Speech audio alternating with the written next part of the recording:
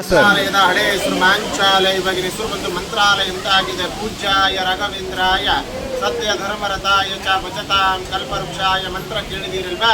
ಆ ಮಂತ್ರ ಶುರುವಾಗಿದಂತಹ ಸ್ಥಳ ಇದು. ಆ ಮಂತ್ರ ಬರೆದಿದ್ದು ಮಹಾನುಭಾವರೇ ಅಪರ್ಣಾಚಾರ ಅವರು. ಅಪರ್ಣಾಚಾರ ಅವರು ಯಾರು ಅಂದ್ರೆ ರಾಘವೇಂದ್ರ ಸ್ವಾಮಿಗಳವರ ಶಿಷ್ಯರು. ಅವರು ಹುಟ್ಟಿದಂತಹ ಊರು ಇದೇ ಊರಲ್ಲಿ. ರಾಘವೇಂದ್ರ ಸ್ವಾಮಿಗಳವರು ಅವರ ಮಂತ್ರಾಲಯಕ್ಕೆ ಹೋಗಿನ ಮುಂಚೆ 13 ವರ್ಷ ಕಾಲ ರಾಯರು ಇದೇ ಕ್ಷೇತ್ರದಲ್ಲಿ ಇದ್ದಿದ್ದು. ಅವರಲ್ಲಿ ಇರೋ ಕಾಲದಲ್ಲಿ ನಿಮ್ಗೆ ಎದುರುಗಡೆ ಬೃಂದಾವನ ಕಾಣಿಸ್ತಿದೆ ಎಲ್ಲರಿಗೂ. ಇದೇ ಕಟ್ಟಿ ಮೇಲೆ ಸಾಕ್ಷಾತ್ ಶ್ರೀ ರಾಘವೇಂದ್ರ ಸ್ವಾಮಿಗಳವರ ಒಂದಲ್ಲ ಎರಡಲ್ಲ 13 ವರ್ಷ ಕಾಲ 13 ಇಯರ್ಸ್ ರಾಯರು ಇಲ್ಲಿ ಜಪ ತಪ ಅನುಷ್ಠಾನ ಹೋಮ ಮತ್ತೆ ಹವನಗಳು ಮಾಡಿದಂತಹ ಸ್ಥಳ ಇದು. ರಾಯರು ಜಪ ಮಾಡ್ತಿರುವಂತಹ ತಪಸ್ಸು ಮಾಡ್ತಿರುವಂತಹ ಕಟ್ಟೆ ಇದು. Place of meditation place. Raghavendra ಸ್ವಾಮಿಗಳವರಿಗೆ ಪ್ರತಿನಿತ್ಯನ ಅವರಿಗೆ ಊಟ ಮಾಡುವ ಸಮಯದಲ್ಲಿ ಅವರಿಗೆ ಕಡ್ಲೆ ಬೇಳೆ ಚಟ್ನಿ ಮತ್ತೆ ಮಸ್ತಿ ಕಡುಬು ಅಂತ ಬರ್ತದೆ. ಮಸ್ತಿ ಕಡುಬು ಅಂದ್ರೆ ನೀವು ಗಣೇಶ ಚತುರ್ಥಿ ಬಂದಾಗ ದೇವರ ನೈವೇದ್ಯಕ್ಕೆ ಊರಣದ ಕಡುಬು ಅಂತ ಮಾಡ್ತೀರಿ. ರಾಯರಿಗೆ ತುಂಬಾ ಇಷ್ಟವಾದ ಪದಾರ್ಥ. ಪುಟ್ಟು ಕಡಲೆ ಚಟ್ನಿ ತೆರಿಮ ಅದು ರಾಯರಿಗೆ ತುಂಬಾ ಇಷ್ಟವಾದ ಪದಾರ್ಥ. ಅಪರ್ಣಾಚಾರ್ಯಗೆ ಯೂಸ್ ಮಾಡಿದಂತಹ 400 ಇಯರ್ಸ್ ಬ್ಯಾಕ್ ಗ್ರೈನಿಂಗ್ ಸ್ಟೋನ್ ಅಂದ್ರೆ ಒರಳ ಕಲ್ಲು ರೂಪಗೊಂಡು ಇವಾಗೂ ಇದೆ. ಅಲ್ಲಿ ಮೇಲ್ಗಡೆ ಬರ್ತದೆ ಮಾವಟ್ರ ಕಲ್ಲು. ರಾಯರಿಗೆ ಬಳಸ್ತಿರುವಂತಹ ಒರಳ ಕಲ್ಲು ಅಂತ ಹೋಗ್ತಾ ನೋಡ್ಕೊಂಡು ಹೋಗಿ ರಾಘವೇಂದ್ರ ಸ್ವಾಮಿಗಳವರು ಇಲ್ಲಿಂದ ಅವರು ಮಂತ್ರಾಲಯಕ್ಕೆ ಹೋಗ್ಬಿಡ್ತಾರೆ ಸಜೀವವಾಗಿ ಬೃಂದಾವನ ಪ್ರವೇಶ ಆಗ್ಲಿಕ್ಕೆ. ಇವರ ಶಿಷ್ಯರಿಗೆ ಅಪರ್ಣಾಚಾರ್ಯಗೆ ಗೊತ್ತಾಗ್ಲಾರ್ದ. ಇವರಿಗೆ ಗೊತ್ತಾದ ಮೇಲೆ ಇಲ್ಲ ರಾಯರ ಬೃಂದಾವನವನ್ನು ಹೇಗೋ ಒಂದು ಮಾಡಿ ಅಡ್ಡಿ ಹಾಕಬೇಕು ನಿಲ್ಲಿಸಬೇಕು ಅಂತ ಬಹುಶಃ ನೀವೆಲ್ಲ ಟಿವಿಸಲ್ಲಿ ನೋಡಿರ್ಬೋದು ಅನ್ಕೊಂತೀನಿ. ಅವರಿಗೆ ಬಿಚ್ಚಾಲಯಿಂದ ಮಂತ್ರಾಲಯಕ್ಕೆ ಹೋಗ್ಬೇಕಾದ್ರೆ ಈ ತುಂಗಾಭದ್ರಾ ನದಿನೇ ಅವರಿಗೆ ಮಂತ್ರಾಲಯ ತನಕ ದಾರಿ ಕೊಟ್ಟು ಕರ್ಕೊಂಡು ಹೋಗಿದಂತಹ ನದಿ. ಆ ನದಿ ಇದೇ ತುಂಗಾಭದ್ರಾ ನದಿ. ಇಲ್ಲಿಂದ ಮಂತ್ರಾಲಯ ತನಕ ಈ ಪೂಜ್ಯಾಯ ರಾಘವೇಂದ್ರಾಯ ಸತ್ಯ ಧರ್ಮರತಾಯ ಚ ಶ್ರೀಪೂರ್ಣ ಬೋಧ ಗುರುತೀರ್ಥ ಪಯೋದ್ಯಪಾರ ಅಂತ ರಾಯರ ಹೆಸರ ಮೇಲೆ ಮಂತ್ರ ಹೇಳಿಕೊಂಡು ಕಣ್ಣೀರು ಹಾಕೊಂಡು ರಾಯರನ್ನ ಪ್ರಾರ್ಥನೆ ಮಾಡಿಕೊಂಡು ಈ ಭಯಂಕರ ಹರಿಯೋ ನದಿಯಲ್ಲಿ ಕಾಲಿಡ್ತಾರಷ್ಟೇ. ಈ ನದಿಯಲ್ಲಿ ಕಾಲಿಟ್ರೆ ಸಾಕು, ಇದೇ ನದಿನೇ ಅವರಿಗೆ ಮಂತ್ರಾಲಯ ತನಕ ದಾರಿ ಕೊಡ್ತದೆ. ಆದರೂ ಕೂಡ ಇಲ್ಲಿಂದ ಅವರು ಮಂತ್ರಾಲಯಕ್ಕೆ ಹೋಗಷ್ಟಿಗೆ ಶ್ರೀ ರಾಘವೇಂದ್ರ ಸ್ವಾಮಿಗಳವರ ಬೃಂದಾವನ ಕಂಪ್ಲೀಟ್ ಆಗಿ ಮುಗಿದೋಗಿರ್ತದೆ. ಆ ಬೃಂದಾವನ ನೋಡಿದ ತಕ್ಷಣ ಇವರ ಶಿಷ್ಯರಿಗೆ ಅಪರ್ಣಾಚಾರ ಅವರಿಗೆ ತಟ್ಕೊಳ್ಳಾರ್ದ ಇವರ ಜೋರು ಅಳ್ಕೊಂತ ಕಿರ್ಚ್ಕೊಂತ ಮಂತ್ರಾಲಯದಲ್ಲಿ ಬೃಂದಾವನ ಇದೆ ಅಲ್ವಾ, ಆ ಬೃಂದಾವನ ಮುಂದ್ಗಡೆನೆ ಇವರ ಮೂರ್ಛದಿಂದ ನಿಂದ್ರಲಕ್ಕಾಗದೆ ಕೆಳಗಡೆ ಬಿದ್ದು ಬಿಡ್ತಾರೆ. ಇವರ ಬಿದ್ದು ತಕ್ಷಣ ಬೃಂದಾವನ ವೈಬ್ರೇಷನ್ ಆಗುತ್ತೆ. ಬೃಂದಾವನ ಅಲಗಾಡಿ ಬೃಂದಾವನ ಒಳಗಿಂತಾನೆ ಒಂದು ಧ್ವನಿ ಬರ್ತದೆ, ಸಾಕ್ಷಿ ಅಯಾ ಸ್ತೋತ್ರೈಹಿ ಅಂತ ಹೇಳಿ.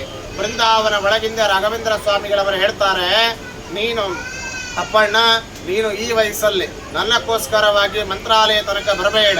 ನಾನು ನಿನ್ನ ಒಟ್ಟಿಗೆ ಬಿಚ್ಚಾಲಿಯಲ್ಲಿ ಇರಬೇಕಾದ್ರೆ ಅರ್ಲಿ ವೃಕ್ಷದ ಕೆಳಗಡೆ ನಾನು ಜಪ ಮಾಡ್ತಿರುವಂತ ಕಟ್ಟೆ ಇದೆ. ಆ ಕಟ್ಟಿ ಮೇಲೆ ನೀನು ಪ್ರಥಮ ಏಕಶಿಲಾ ಬೃಂದಾವನ. ಏಕಶಿಲಾ ಅಂದ್ರೆ ಒಂದೇ ಶಿಲೆ, ಒಂದೇ ಕಲ್ಲಲ್ಲಿ ಬೃಂದಾವನ ಕಟ್ಟು, ನಾನೇ ಬಂದು ನಿನಗೆ ಅಲ್ಲೇ ದರ್ಶನ ಕೊಡ್ತೀನಿ ಅಂತ ರಾಘವೇಂದ್ರ ಸ್ವಾಮಿಗಳವರು ಹೇಳಿದಾಗ ಅವರು ಅದೇ ದುಃಖದಲ್ಲಿ ಬಂದು ರಾಯರ ತಪಸ್ಸು ಮಾಡ್ತಿರುವಂತಹ ಸ್ಥಳದಲ್ಲಿ ಒಂದೇ ಶಿಲೆಯಲ್ಲಿ ಒಂದೇ ಕಲ್ಲಲ್ಲಿ ಬೃಂದಾವನ ಕಟ್ಟಿದ್ರು, ಸ್ಥಾಪನೆ ಮಾಡಿದ್ರು.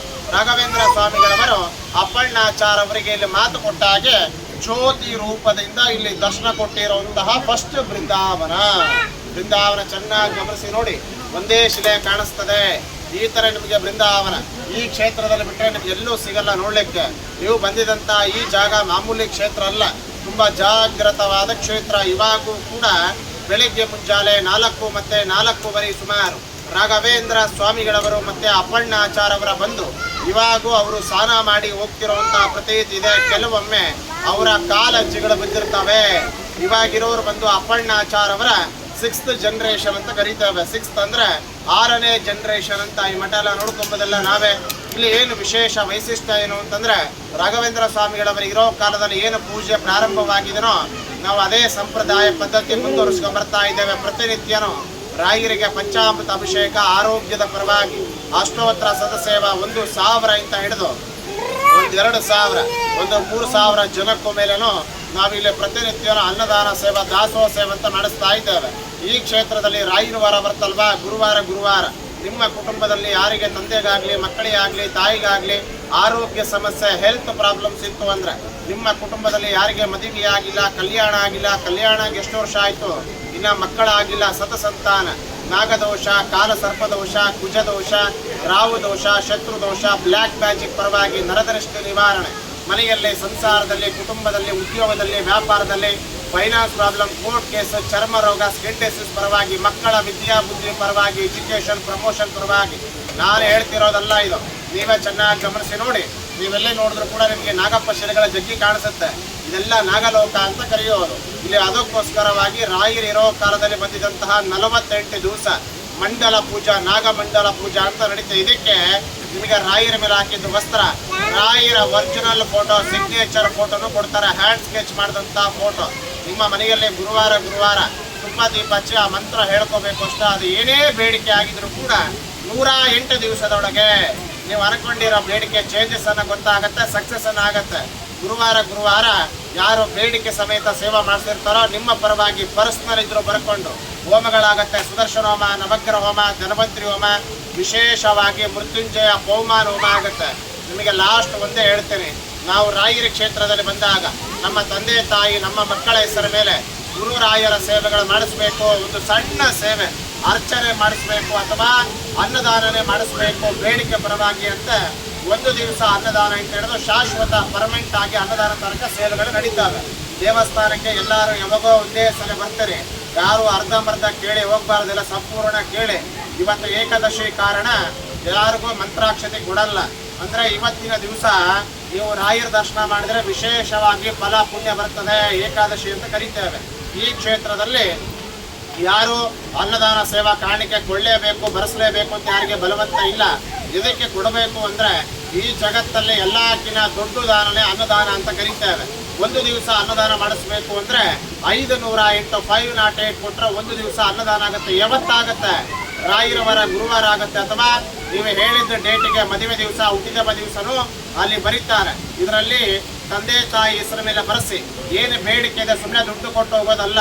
ಮನೆ ಹೊರಗಡೆ, ಆಫೀಸ್ ದುಡ್ಡು, ಉದ್ಯೋಗ, ವ್ಯಾಪಾರ ಬೇಡಿಕೆ ಸಮೇತ ಹೇಳಿ ಒಂದು ದಿವಸ 508 ಕಂಪ್ಲೀಟ್ ಅನ್ನದಾನ ಆಗುತ್ತೆ. ಒಂದು ದಿವಸ ಆಗುತ್ತೆ. ಇಲ್ಲ ಇದಕ್ಕಿಂತ ಕಡಿಮೆ ಮಾಡಿಸ್ಬೇಕು ಅಂದ್ರೆ ಮಾಡಿಸ್ಬೋದು. 101 201 ಕೊಡ್ಬೋದು. ಅನ್ನದಾನಕ್ಕೆ ಹೋಗಲ್ಲ, ಅಭಿಷೇಕ ಆಗ್ತದೆ, ಕೊಟ್ಟು ಬರೆಸ್ಬೋದು. ಇಲ್ಲ ಈ ಕ್ಷೇತ್ರದಲ್ಲಿ ಇವೆರಡೂ ಸೇವೆ ಕ್ಯಾಶೇ ಕೊಟ್ಟು ಬರೆಸ್ಬೇಕು. ಇಲ್ಲ ನಾವು ಅನ್ನದಾನ ಮಾಡಿಸ್ಬೇಕು ಅಂದ್ರೆ 1 ತಿಂಗಳು 1 ವರ್ಷ ಶಾಶ್ವತ ಪೂಜೆಗಳೇ ಇರ್ತದೆ.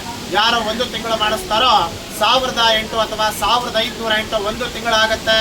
ಇದರಲ್ಲಿ ಯಾರಿಗೆ ತಂದೆ ತಾಯಿ ಆರೋಗ್ಯಕ್ಕೋಸ್ಕರ ಮಾಡ್ತಾರೆ, ಯಾರಿಗೆ ಹೆಲ್ತ್ ಪ್ರಾಬ್ಲಮ್ಸ್ ಇದ್ರೆ ಅವ್ರ ಹೆಸರ ಮೇಲೆ ಮಾಡಿಸಿ ರಾಯರ ಒರಿಜಿನಲ್ ಫೋಟೋ ಕೊಡ್ತಾರೆ, ಮಂತ್ರ ಕೊಡ್ತಾರೆ, ಅದು ಹೇಳ್ಕೋಬೇಕು. ಆರೋಗ್ಯಕ್ಕೋಸ್ಕರ ಮಾಡ್ತಾರೆ, ಆನ್ಲೈನ್ ಕೂಡ ಮಾಡ್ಬೋದು.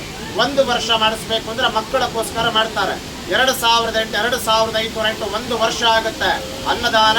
ಇದರಲ್ಲಿ ಯಾರಿಗೆ ಮದುವೆ ಆಗಿಲ್ಲ, ಮಕ್ಕಳಾಗಿಲ್ಲ, ಮಕ್ಕಳ ವಿದ್ಯಾ ಬುದ್ಧಿ ಬ್ಲ್ಯಾಕ್ ಮ್ಯಾಜಿಕ್ ಪರವಾಗಿ ಮಾಡ್ತಾರೆ. 5008 5008 ಕೊಟ್ರೆ ಪರ್ಮನೆಂಟ್ ಲೈಫ್ ಟೈಮ್ ಅನ್ನದಾನ ಆಗುತ್ತೆ. ರಾಯರ